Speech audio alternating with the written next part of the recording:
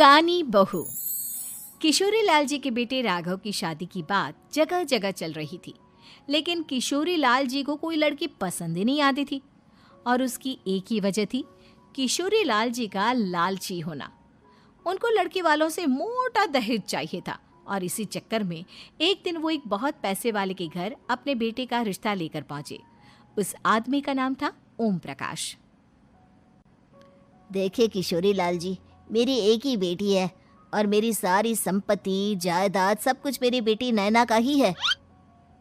पापा, नाम से लगता है बहुत खूबसूरत होगी। कितना अच्छा नाम है ना, नैना। ओ, वैसे बात तो सही है आपकी। अब इतना पैसा है, जमीन जायदाद है, इकलौती बेटी, आप भी क्या करेंगे? सब कुछ उसे ही देंगे ना। बिल्कुल ठीक पहचाना आपने।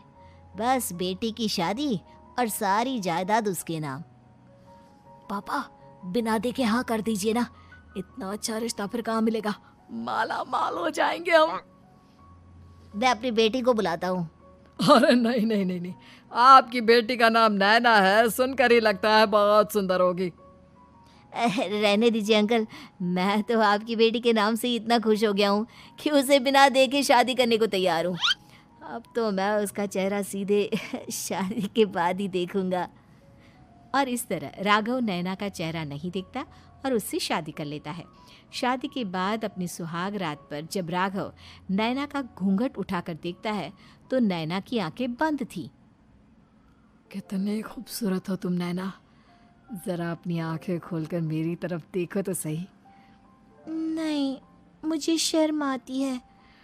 अरे, मैंने तुम्हें शादी से पहले भी नहीं देखा, और अब अगर तुम आंखें खोलकर मुझे देखोगी भी नहीं तो मुझे अच्छा कैसे लगेगा? इससे पहले कि नैना अपनी आंखें खोलकर राघव की तरफ देखती, अचानक से लाइट चली गई और राघव नैना को पूरी तरह से देख भी नहीं पाया। अगली सुबह नैना राघव के लिए नाश्ता बनाकर लेकर आई। अरे ये क्या, आधा पराठा सेका हुआ है और आधा बिल्कुल कच्चा। ये तुमने क्या किया नैना? बहू, तुमने क्या आधा पराठा तवे से नीचे लटका कर रखा था, जो आधा सिका है और आधा कच्चा? मुझे जितना दिखेगा उतना ही तो सीखूंगी ना पापा जी। जहाँ जहाँ मुझे नजर आ रहा था वहाँ मैंने सीख लिया, जहाँ जहाँ नहीं दिखा वहाँ कच्चा रह गया होगा।